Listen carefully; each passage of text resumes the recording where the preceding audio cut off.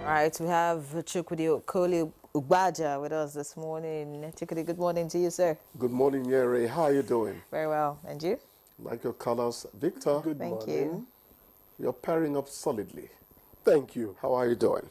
Well, I'm okay. All right, let's get into the papers straight away and see what the headlines are like this morning. We'll begin with the People's Daily.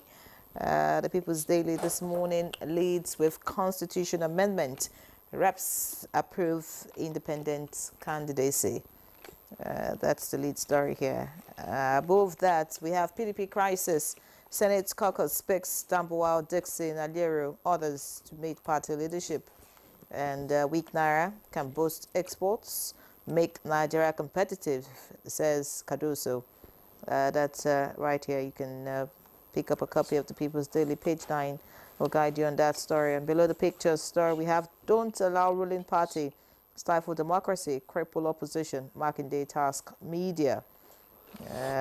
Away from that, in a black strip, Judicial Panel of Inquiry reviews APC chairman accuses Governor Fubara of plots to implicate opposition figures. Refinery boost, Aliko Dangote now 65th richest person in the world with $28 billion. And night comes out to replace aging satellite before 2026, according to an official. And finally, from the People's Daily, Court hears NNPCL staff Cooperative Society leadership dispute, November 8. All right, let's see what the leadership looks like this morning. It leads with fiscal crisis, subsidy removal, Naira float saved Nigeria, according to World Bank. The riders, people are facing untold hardship. We risk being lynched. That's according to Bala Muhammad. FG declares end to fuel forex subsidies. Okay. Away from that, above the masthead, FG receives 846,000 doses of malaria vaccine. And on page 7, you can read up the story with the headline, most arms in hands of terrorists are government-owned, according to Ribadu. All right, so how did they get them? All right, let's move away. We have death toll in Jigawa tanker explosion, very sad, rises to 154. Finally, this morning, below the picture story, Nigeria exit deviation blacklist as rating hits 75.5%. All of that on page 18. Victor. All right, I have the blueprint here with me, and on the front page, the lead story says, Jonathan to judiciary. Your verdicts on political cases may derail democracy. Knocks Supreme Court over PDP-APC crisis. Counter orders, conflicting judgments, appalling. That's according to IPAC. Of course, there's a picture story of INEC, one of those meetings. And the following story reads, INEC preparation for Ondo Guba peaks. Anambra holds November 2025. Electoral body readmits Abure's LP to Pali. Okay, and above the nameplate, Northeast APC stakeholders fight Tinubu on $37 billion foreign reserves. That story is on page 6. And then at the bottom strip here, fake CNG-powered vehicle explodes in Edo, 3 injured, page 7. Service of songs, Sanwo-Olu, Anyoku, others extol Iwanyanwu's virtues, page 15. And FG receives 846,000 doses of malaria vaccine to combat disease, page 6. And just before I drop this, is the cartoon here. Many arms used for criminal activities belong to governments, says the female parrot. And the male parrot responds, so the governments are collaborators. Well, I didn't say so. Well, Victor, it's not as if people have not been talking about black legs within the security forces. But for the National Security Advisor to come out so openly, Blatantly. it couldn't get worse than this. You know, this is the 3rd time I'm saying it. I watched a program on a television station, and when the Interpol man there were 3 of them. When it got to his turn, and they said, how do we tame insurgency? What do we do? He looked at the interviewer and said, Nigerians should learn to be God-fearing. What is happening out there is evil. I wanted to hear the usual kinetic, non-kinetic, blah, blah, blah. He said Nigerians should learn to be God-fearing. His Interpol, he should know. Nuhu Ribadu should know. He's the National Security Advisor. I don't know whether to say shame on us. I don't understand it. How can anyone want to take fruits from fatal misery against his fellow man? Because when you give those weapons to the bandits, insurgents, whatever name they go by, you know that they are going to use it against defenseless civilians. Not even the defenseless civilians alone. They are going to use it against your own people, your colleagues. So how safe are the good soldiers among those who are ratting on the system? This is not good. Victor, it's the height of it. This is not good. It came from Nuhu Ribadu. We should be ashamed of ourselves. You eventually said so. It's not right. And elsewhere, Jonathan is telling the judiciary, that's the former president, that their verdicts are a problem to democracy. I don't know. Jonathan is not a lawyer. I don't think he is. But so he couldn't possibly be talking to his learned colleagues, you know, learned friends. But he has been president. He's been receiving a lot of reports from everybody. So he became intelligence itself at during his time.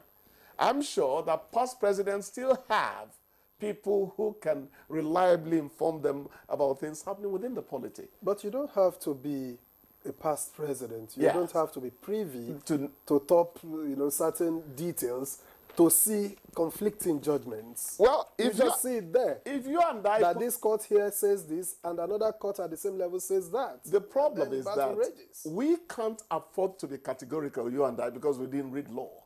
In fact, if we put on the wig now, they will tell us it's wig on an empty head. But we read, because you're not their learned friends. But we see them. Going to what you're talking about, Victor, there are some judgments, conflicting judgments you hear. Even a moron would know that something is wrong. So you say, NJC, what are you doing? The National Judicial Council, can you rescue us? I know that to impugn the integrity and independence of a judge is not the best. He should have reasonable autonomy, to declare judgments. But when things are not happening to the people's expectation or to the people's well-being, I mean, you hear so many injunctions that fly in the face of one another. And life goes on. For context, it was the 67th birthday celebration of the learned senior advocate Michael Zekone. And in his own reaction, a former NBA president, also a senior advocate, Olisa Abakoba, said, I felt very sad that the country has got to that level. So it isn't just Jonathan. Exactly. These are people who know law, backing up Jonathan's, stance. Well, the good thing is that 846,000 doses of malaria vaccine are in the country now. Other elements are a problem to the African continent, but malaria still remains the biggest killer. Because of the kind of... I have had to take malaria drugs. In fact, I took three tablets this morning. That's quite unlike me. I could stay 9 months without, getting malaria. Is it that the drugs are no longer efficacious, or I'm getting old? I know you'll choose the last option. Because it's Mary, I think you're more favorably disposed towards me. Not anymore. So as regards the vaccine, I just hope that they get to the hinterlands because they're most affected, and treatment is also very far away from people, I mean, in rural areas. So, you know, it's not just to concentrate in the urban areas and distribute the vaccines. You mean when eventually they come in millions? 846,000 doses won't even get to the hinterland of one state community. No, but I mean, they should start from there. Yeah. You know, that's whenever just, it comes, whenever it should start from you know, those who are most affected totally. and who don't have access to adequate health care. In what state? Malaria is not supposed to kill anybody. Malaria Anyways, is not supposed to kill anybody. Something that shouldn't kill anybody is the CNG-powered vehicle. Well, there's a new twist to it in the country now. There was an explosion at Benin NIPCO. Yes. Investigation reveals that a welder fabricated the CNG cylinder that exploded. Now, I mean, people trying to get to CNG, Yes. you get welder to fabricate your cylinder. Okay, yeah. And you know, we should prevent this from, you know, escalating. I'm just saying that in the bid to cut costs and, you know, just find a way around the whole fuel situation. I mean, they should be properly screened before they are filled by, you know, the stations that, you know, dispense CNG. Once upon a time, the standards organization stood high there, and you couldn't easily adulterate the market with anything that was unfit for consumption. I don't know whether they are still the way they were. When I was in secondary school, into the early days in the university, the Nigerian Standards Organization was doing so well. So who is supervising? How can you give them a CNG container to a welder to fabricate there? Well, they will tell you it's still welding work, you know, that quick set. But it will be chemicals. exactly. It would have so many inputs that ensure their integrity, you know, with the containers. It's not something that a roadside person puts together. It doesn't make sense. Exactly. And you know, sense. like cooking gas, a lot of people do not get to check expiry date of the cylinders of cooking gas. Yes. I mean, some people use theirs for a long time. It's rusted. I mean, they just continue to use, not mindful of the fact that it could pose a serious risk. Now, for these cylinders that will be used, you know, for vehicles, I also think that Nigerians should pay attention to the expiry date, because I believe it would also have expiry date. So that, you know, I mean, we don't now move to CNG and then begin to have a lot of accidents and explosions and people dying as a result of negligence. One of the pitiable, you know, reasons for this is the seeming ad hoc nature of getting into it. When you don't plan out a project properly, implementation becomes a problem somewhere. It doesn't quite go as smoothly as we want it to go. But I am sure that over time we are characteristically going to trudge into usability and maybe reasonable safety. But how many corpses would we have left on the trail? That's the point. All right. I'm sure those who should listen are listening and would think about it at least.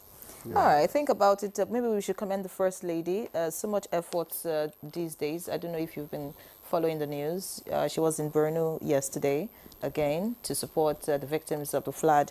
And then she gave 250 million naira. That's a whole lot of money. And relief materials, which were airlifted by the Nigerian Air Force. I mean, that's a big plus. And, of course, it will support the people of Borno. You know, just to mention, and then I think she was in OAU, you know, some days back, and, you know, the same effort, trying to give back and make sure that Nigerians are as comfortable and happy as possible. No, so the good thing about her is that she doesn't chase after publicity.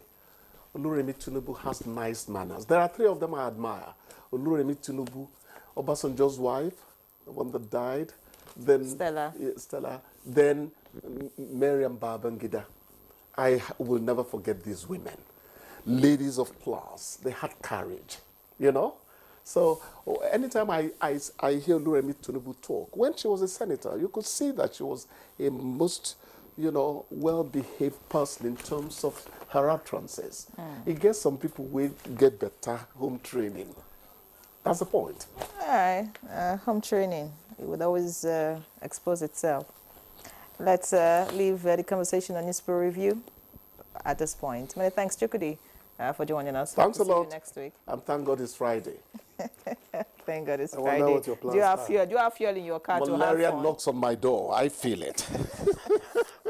All right, so that's it. Let's take a break. When we come back, we'll get into the conversation. It's a mental health. You want to stay tuned for this. Stay with us.